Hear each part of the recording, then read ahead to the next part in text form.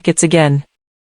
But this time the hello data packet will carry the router ID of the other party.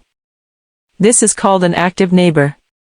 That is, when it sends the hello packet again, it will also bring equipment 2 inside. It means that device 2 has now received the hello packet.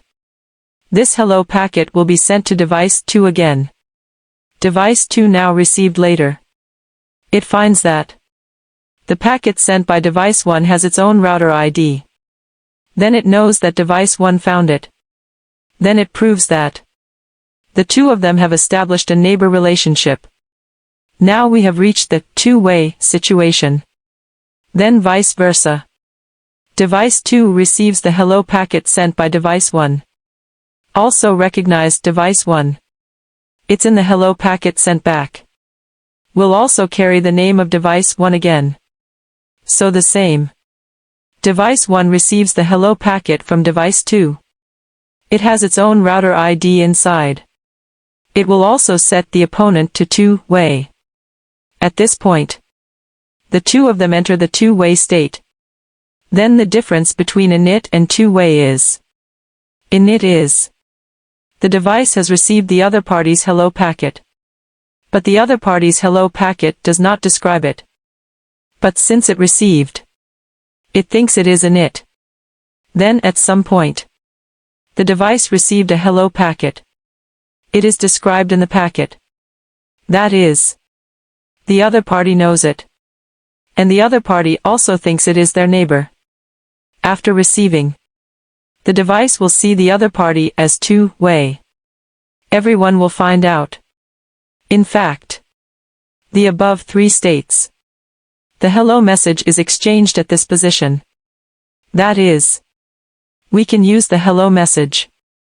Complete the interaction of the first 3 states. They complete the interaction based on the hello message. So the hello message establishes a neighbor relationship. Eventually until the establishment of neighbor relations. This is the process between them. But the specific parameters you will learn in NP. There are many parameters.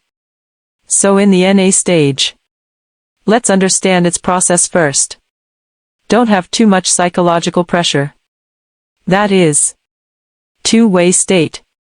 In fact, a neighbor relationship has been established here. In the OSPF we just talked about. To exchange the corresponding link state information. Then in the state of two-way, there is actually no interactive state information between devices. In fact, there is no expression of any information. It's just two devices saying hello. They do not have any LSA parameters. They did not complete the synchronization of data. So let's look down. The next state is called XStart. First of all you need to know the part below these states. It's all about the database. That is, these are the interactions with the database.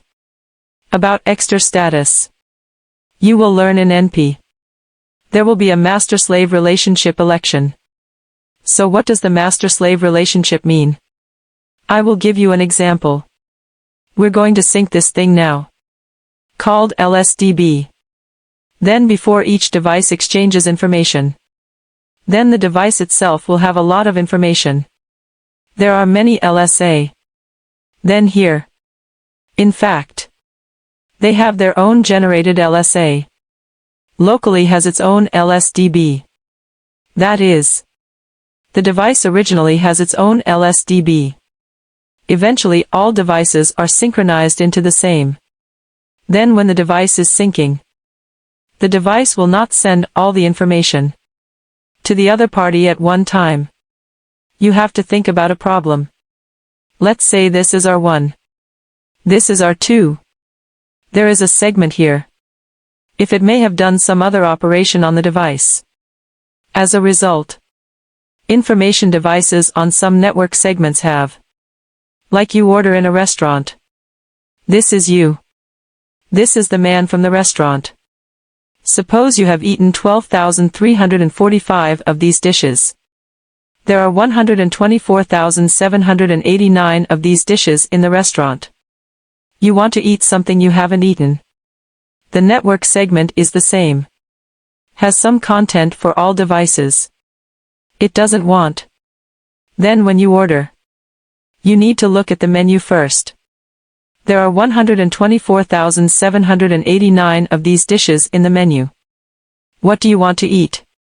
You need to order first. Then the chef cooks for you, instead of directly making a portion of every dish for you. This is unreasonable. Duplicate information for the device is useless. The device also does not want to receive and process. So, facing the future, the whole environment is bigger. More equipment. The more network segments per device. When the device requests, do not send repeated information. So when OSPF is synchronizing, they don't send all the information at once. So how can I try to ensure that conflicting information is not synchronized? This is the first question we will discuss. Let's think about another question. This involves the master-slave I just mentioned. But for OSPF, devices are now syncing information. It does not provide a confirmation mechanism. It is equivalent to sending this data. The peer may not be able to receive. You may not be able to collect. So if R1 sends data to R2, it thinks that R2 has received this data. But actually it doesn't receive. The resulting databases are different. That is, their LSDB are different. Because R1 sent it to R2 but R2 did not receive it. Then they end up computing the information incorrectly. If you want to ensure that LSDB is completely consistent, it is necessary to ensure that the sent information is received by other devices. So it's actually a question of reliability when syncing. Then the reliability. We do not give a detailed explanation in the NA stage. It is actually a master-slave relationship.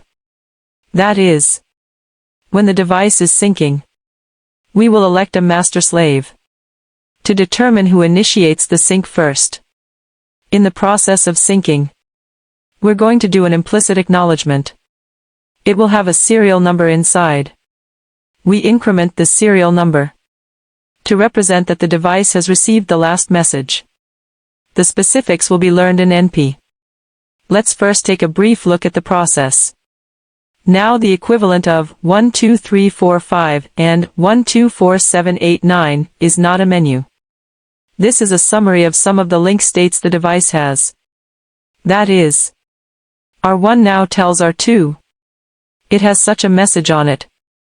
But R1 only sends one directory to R2, which is equivalent to it sends the specific destination network segment to R2. But the specific value in it is not published. Like cost, router ID, etc. Information like this is not sent. If R2 has information about R1, then it will not ask for R1. If not, ask R1 for it. See what I don't have now these. What we said. This is the meaning of out-of-sync conflict information. We don't send real root entries directly. Instead send a digest. This is the first question. Out-of-sync conflict information. Because we will send the table of contents and summary. Let's talk about the scene in which this is carried out later. But first I can tell you that in the process of sending the directory and synchronizing the summary, we use DD packets for interaction. You can see it here. It's called database description. You can also understand that this is a summary of the database before DD message exchange.